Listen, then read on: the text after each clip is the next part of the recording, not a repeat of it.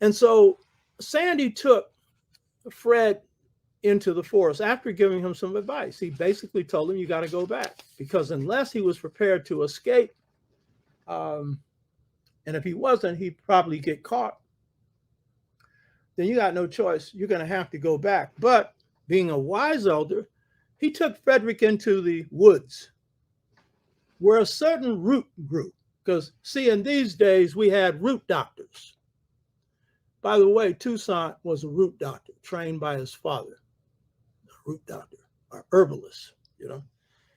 And so in this forest, a particular root grew, and Sandy picked it, gave it to Frederick, and gave him this advice. He told him to carry this root in the right side of your pocket.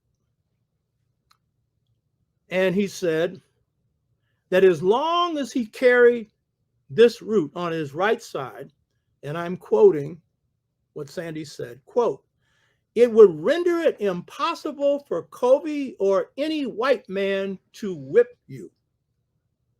You hear me? Now, Mr. Sandy cited as evidence that he had carried this root in the right pocket for years. And since he had carried it, a white man had never delivered a blow to him, and he never expected that one would ever try.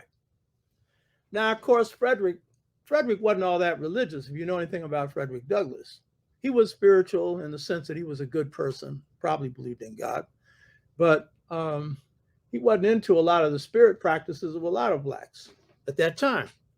So Frederick, like a lot of you, thought, well, hey, root ain't got no power. They can't do anything for me. You know what I mean? That's what he thought, you know?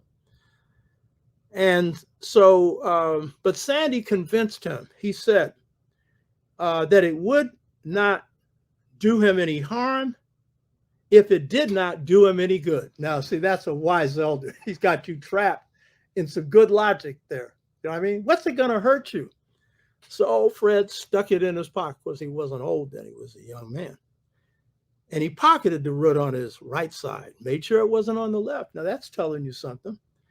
And then he went up to Kobe.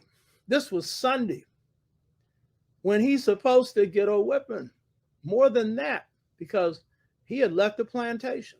You know, he had no permission. He didn't have no letter or nothing. You know what I mean? And Kobe walked right by. And Fred started to question, well, maybe this root's got something to it. Hey. But then he said, maybe not, because this is Sunday. He's not doing this because this is typical of the worst slave masters. The worst ones were good old Christians. You know what I mean? Most savage going. The first ship to ship us over here. Good ship, Jesus. You know what I mean? Good for what? So he said, it may be different on Monday. So, but it led him to question the power of this root. I think a little something seeped into that mind of Frederick Douglass. A little thing that said, well, maybe there might be something to this. Because remember, he's standing on his own. And this root, if it's got anything, is his company. Some powerful company. Because liberation movements aren't just expressions of physical power. They're expressions of spirit power. That's your culture, baby, for us. So Monday came. Frederick is given some assignments, and he's in the barn doing his assignments. He said he was glad to, meaning avoid being whipped, you know. And then suddenly, Kobe comes in with a rope and tries to lasso him so that he could beat him half to death. Too much of a coward to just go and try and do it. He's got to have him tied up and everything.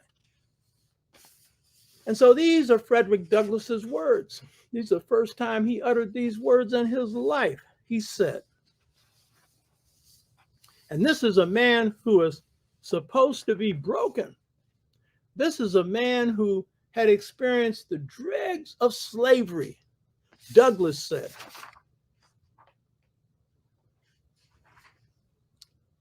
Mr. Covey seemed now to think he had me, and he would do as he pleased.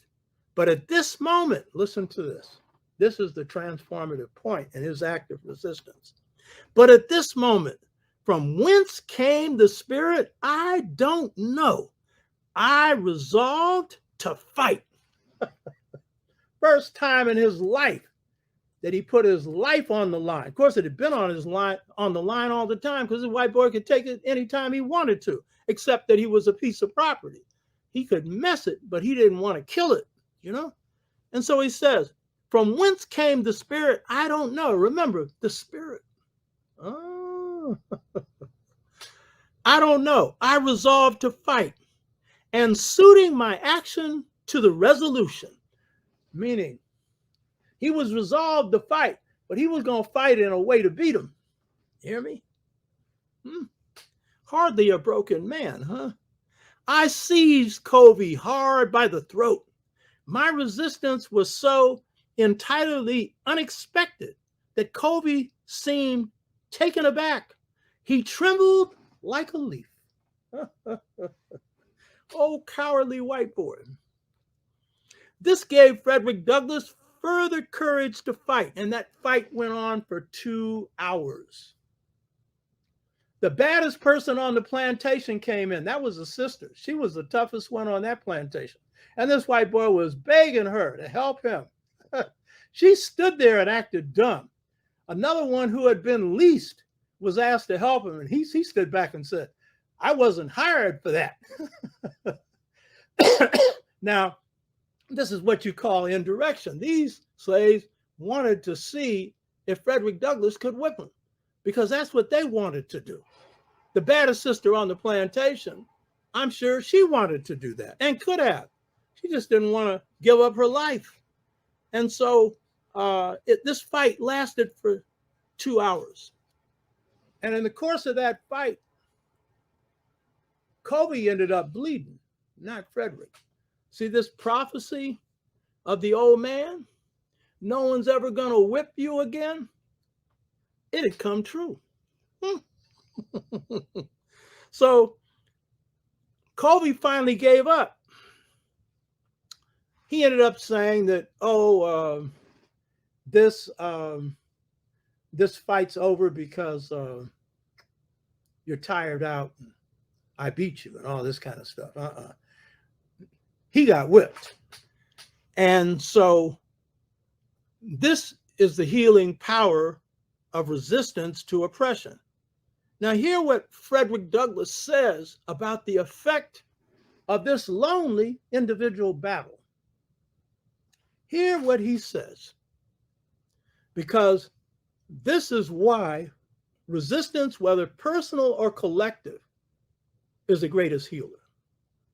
Because if all of your neurosis, all of those signs of oppression fall on your head because your enemy has overpowered you, the best way to correct that is to overpower him. And personal engagement is your best shot. I'm not saying to do it. I'm simply saying that's the result of it. I know my father got a lot of satisfaction out of that. You know what I mean? It upped his spirit and the spirit of the household to hear how he knocked this white boy out. Because he had legal right. He was, told you before, a bouncer. So he had the authority to kick somebody's butt, not go to jail. Be a black man. Do it. These are all white people he's kicking. You know what I mean? My father didn't like jail. When I was in jail, he was out there demonstrating for me in front of the county jail. He said, I never thought I'd be proud of my son for going to jail, because that was one of the things my father didn't want to touch, was a jail, you know? So this is what Douglass said about the effect of this encounter. And this was ultimate healing, baby. You hear me? This made Frederick Douglass the man that he became. You think that happened after he escaped. This is what made him. This is what he said. I'm quoting him, quote, "The battle with Covey was a turning point in my career as a slave." Now, isn't that funny that a slave would have a career? But again, notice he'd call him Mr. Covey. And all of this, the politeness of the African who despised the person he was referring to, but a career, hardly.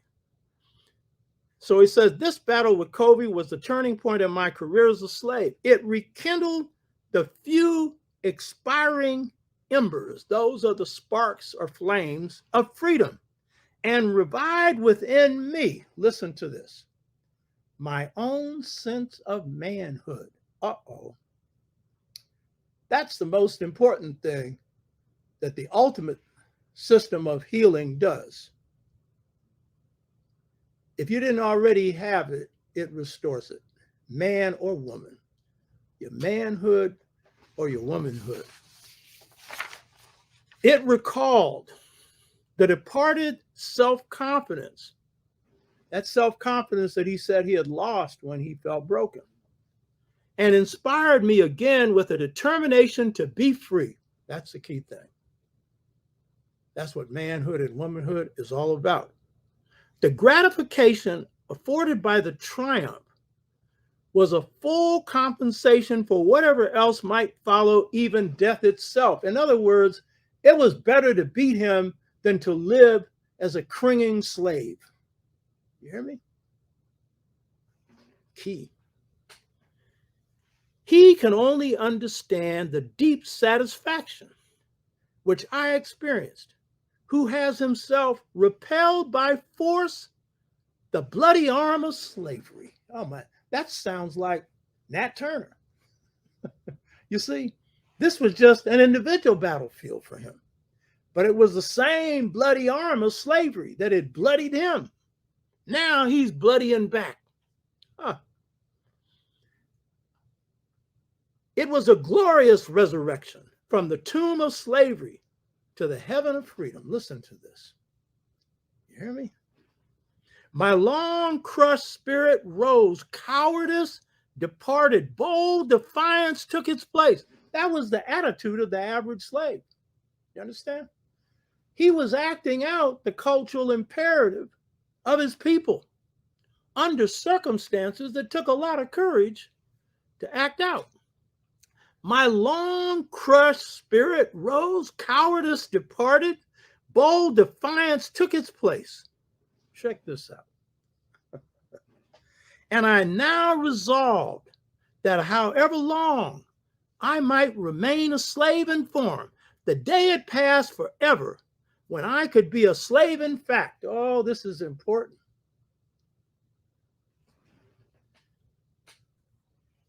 Slave in form meant, yeah, you're still on that plantation, but your mind and your spirit are not.